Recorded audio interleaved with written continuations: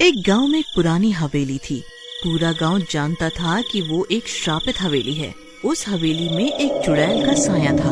बड़े बुजुर्ग बताते थे वहाँ आईने में एक चुड़ैल कैद है। उसी गांव में एक फलों का व्यापारी रहता था जिसका नाम चीमा था।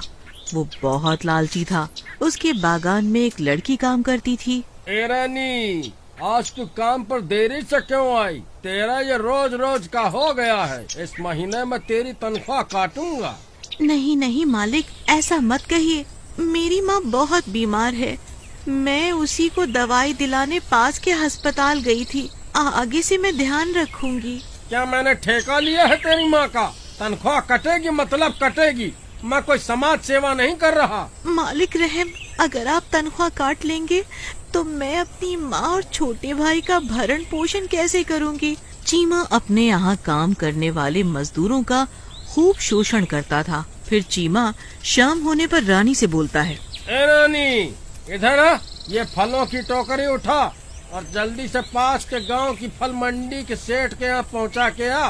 पर मालिक, अब तो मेरी छुट्टी का टाइम हो गया है। आप तो जानते ही हैं, मेरी माँ और छोटा भाई अकेला है। आप किसी और को भेज दीजिए। क्या तुझे समझ में नहीं आता? जब मैंने कहा अभी जाना है तो अभी जा, नहीं तो कल से तेरी छुट्टी। अरे मालिक, शाम हो गई है। आते आते आधी रात हो जाएगी। आप तो जानते ही हैं, गांव की वो पुरानी हवेली दूसरे गांव का रास्ता वहीं से होकर गुजरता है। कान चोर औरत, काम न करने के लिए कुछ न कुछ बहाने बनाए जा रही है। क्या हुआ? रास्ते में हवेली है तो बोल। क्या आपको पता नहीं, उस हवेली पर एक चुड़ैल का साया है। रात को वहाँ जाने की कोई हिम्मत नहीं करता। वहाँ से डरावनी डरावनी आवाजें आती हैं।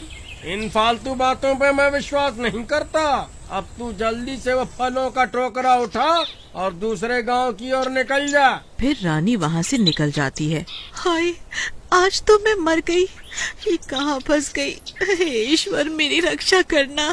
फिर रानी कई घंटे चलने के बाद दूसरे गांव पहुँच जाती है। तब तक रात हो चुकी होती है। हाय करम चला चीमा, मुझे किस मुसीबत में डाल गया। इसका नाश पीटे। उफ। फिर रानी फलों का टोकरा सेठ को देने के बाद अपने गांव की ओर निकल पड़ती है। जंगल से आते वक्त रानी को कुत्तों और भेड़ियों के रोने की आवाजें आती हैं। हे भगवान, आज तो मैं मर गई। या तो मुझे चुड़ैल खा जाएगी या ये जंगल के जंगली जानवर। वैसे आधी रात हो चुकी है और मैं जंगल के बीचों बीच आ चुकी हूँ। अब एक तरफ खाई है और एक तरफ कुआं। भगवान मेरी रक्षा कर। फिर रानी चलते चलते हवेली के पास पहुँच जाती है। आईने में कैद चुड़ैल को उसकी आहट हो जाती है। लगता है कोई शिकार आ रहा है। आज तो मैं इसे हवेली के अंदर बुला के ही रहूंगी और इस आईने से आजाद हो पाऊंगी।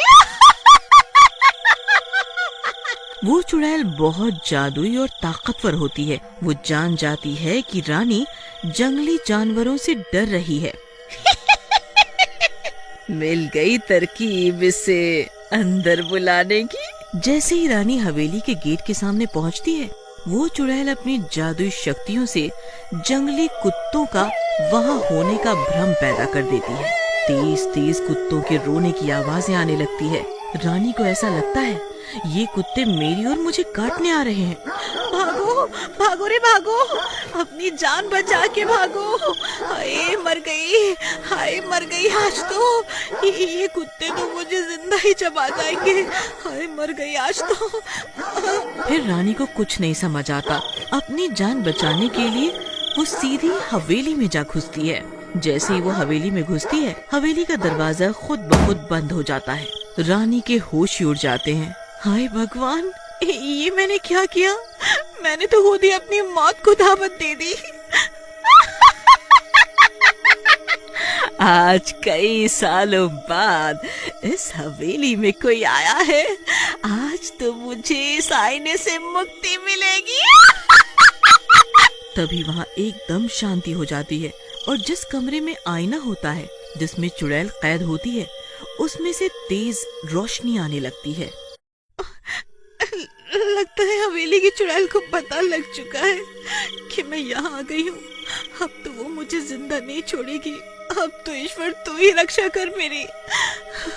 फिर वो चुड़ैल मीठी आवाज में रानी को उसी कमरे में बुलाने लगती है जिसमें आईना रखा होता है।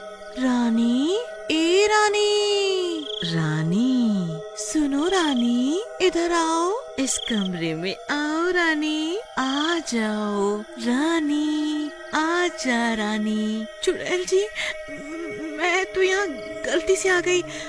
बाहर मेरे पीछे जंगली कुत्ते लग गए थे, इसलिए मैं हड़बड़ा के यहाँ आ गई। मुझे माफ कर दो चुड़ैल जी। चुपचाप अंदर आती है या मैं तेरे 2 हिस्से करके उन कुत्तों को डाल दूं। इतना सुनकर रानी डर जाती है और अंदर जाने लगती है। चुड़ैल जी, आप मुझे मारेंगे तो नहीं अगर मैं अंदर आई तो? नहीं रानी, मैं तुझे नहीं मारूंगी। बस तू इस कमरे में आ जा, तू इस कमरे में आ जा। जैसे जैसे रानी कमरे की ओर बढ़ने लगती है, उसे विचित्र कराहते, उसे विचित्र आवाजें सुनाई देने लगती हैं, पर फिर भी वो आगे बढ़ती है। जैसे ही वो कमरे में घुसती है, वहाँ एक आईना होता है जो बहुत चमक रहा होता है। चुड़ैल रानी को बहलाने के लिए कहती है, आओ रानी, इस आईने में अपनी परछाई देखो। तुम कितनी सुंदर हो, कितनी प्यारी हो। ये सुनकर रानी उसकी बातों से मोहित हो जाती है और आईने की ओर बढ़ने लगती है।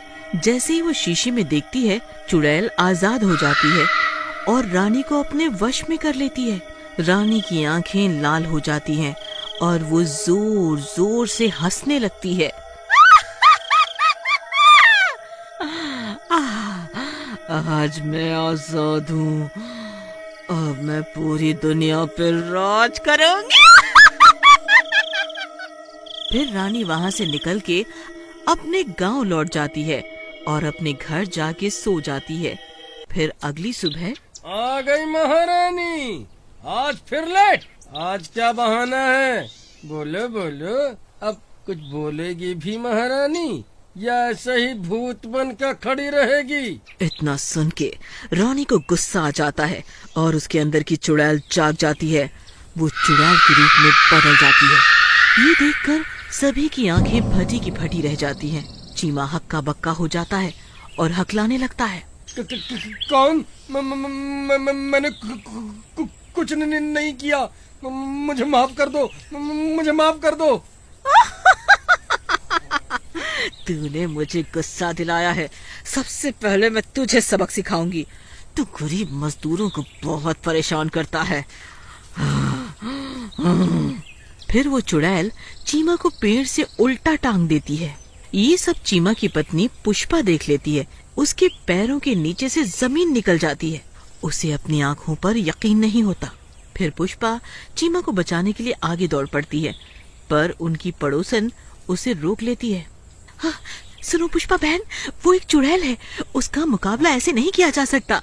तुम्हें दिमाग से काम लेना होगा, कहीं वो चुड़ैल तुम्हें भी उल्टा न लटका दे। हाँ, तुम सही कहती हो बहन, पर हम क्या करें? मेरे दादाजी ने बताया था, ये हवेली की आईने वाली चुड़ैल है जिसने रानी को वश में किया हुआ है। हवेली में एक आईना है जिसमें ये चुड़ैल कैद थी। शायद रानी ने उस आईने में खुद को देख लिया, इसी वजह से वो चुड़ैल की कैद में आ गई। हमें वो आईना लाना होगा, तभी ये चुड़ैल तुम्हारे पति का पीछा छोड़ेगी। फिर वो दोनों हवेली से आईना लेने चली जाती हैं। अरे चीमा, बहुत मजा आता है तुझे गरीब मजदूरों को तंग करके।